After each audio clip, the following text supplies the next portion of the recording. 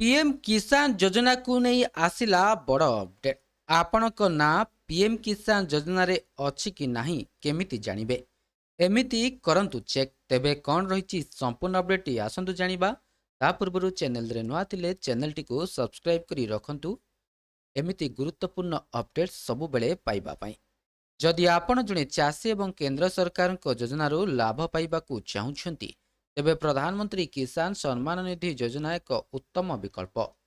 ଏହି ଯୋଜନା ଅଧୀନରେ ଯୋଗ୍ୟ ଚାଷୀମାନେ ପ୍ରତିବର୍ଷ ଆର୍ଥିକ ସହାୟତା ପାଇଥାନ୍ତି, ଯାହା ସିଧାସଳଖ ସେମାନଙ୍କ ବ୍ୟାଙ୍କ ଆକାଉଣ୍ଟକୁ ସ୍ଥାନାନ୍ତରିତ କରାଯାଏ।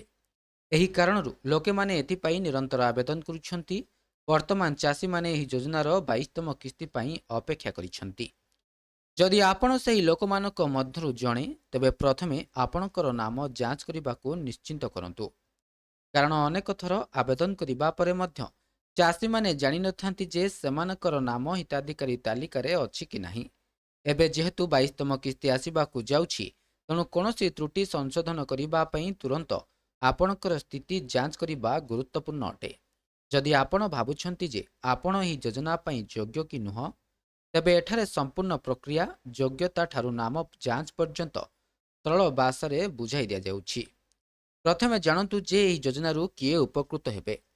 ପ୍ରଧାନମନ୍ତ୍ରୀ କିଷାନ ସମ୍ମାନ ନିଧି ଯୋଜନା ଅଧୀନରେ କ୍ଷୁଦ୍ର ଏବଂ ନାମମାତ୍ର ଚାଷୀଙ୍କୁ ଆର୍ଥିକ ସହାୟତା ପ୍ରଦାନ କରାଯାଏ। ଯେଉଁ ଚାଷୀମାନେ ନାମରେ କୃଷି ଜମି ପଞ୍ଜୀକୃତ ହୋଇଛି ସେମାନେ ଯୋଗ୍ୟ ଅଟନ୍ତି।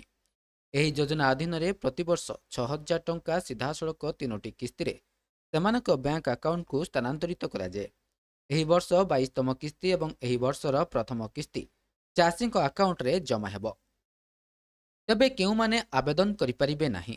ସଂସ୍ଥାଗତ ଜମି ମାଲିକ, ଆୟକର ପ୍ରଦାନକାରୀ ଚାଷୀ, ସରକାରୀ କର୍ମଚାରୀ, ପେନସନଭୋଗୀ ଏବଂ ଯାହାକି ନିର୍ଦ୍ଦିଷ୍ଟ ସୀମାରୁ ଅଧିକ, ଡାକ୍ତର, ଇଞ୍ଜିନିୟର, ଓକିଲ ଏବଂ ଅନ୍ୟାନ୍ୟ ବୃତ୍ତିଗତ ଏହି ଯୋଜନା ପାଇଁ ଯୋଗ୍ୟ ନୁହନ୍ତି। ଏହା ସହିତ ଯେଉଁମାନଙ୍କର କୃଷି ଜମି ନାହିଁ ସେମାନେ ମଧ୍ୟ ଯୋଗ୍ୟ ନୁହନ୍ତି। ତେବେ ଆବେଦନ ପାଇଁ କ'ଣ ଡକୁମେଣ୍ଟ ଆବଶ୍ୟକ ଅଟେ?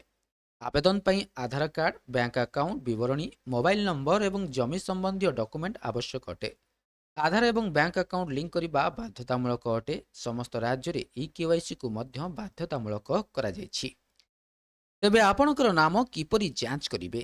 ଆପଣଙ୍କର ନାମ ଯାଞ୍ଚ କରିବାର ପ୍ରକ୍ରିୟା ଏଠାରେ ଲେଖାଯାଇଛି। ପ୍ରଥମେ ଆପଣଙ୍କୁ ପ୍ରଧାନମନ୍ତ୍ରୀ କିଷାନ ସମ୍ମାନ ନିଧି ଯୋଜନା ପିଏମ୍ କିଷାନର ଅଫିସିଆଲ ୱେବସାଇଟରେ ପରିଦର୍ଶନ କରିବାକୁ ପଡ଼ିବ। ୱେବସାଇଟ୍ ଖୋଲିବା ପରେ ହୋମ୍ ପେଜରେ ବେନିଫିସିଆରୀ ଲିଷ୍ଟ ବିକଳ୍ପ ଉପରେ କ୍ଲିକ୍ କରିବାକୁ ପଡ଼ିବ।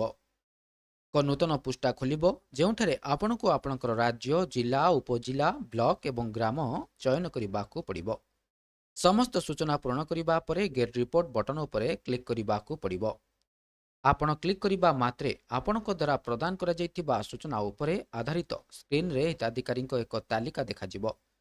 ଏହି ତାଲିକାରେ କ୍ରମିକ ସଂଖ୍ୟାରେ ସଜାଯାଇଥିବା ନାମ ରହିବ। ଆପଣ ଏଥିରେ ଆପଣଙ୍କର ନାମ ଖୋଜିପାରିବେ।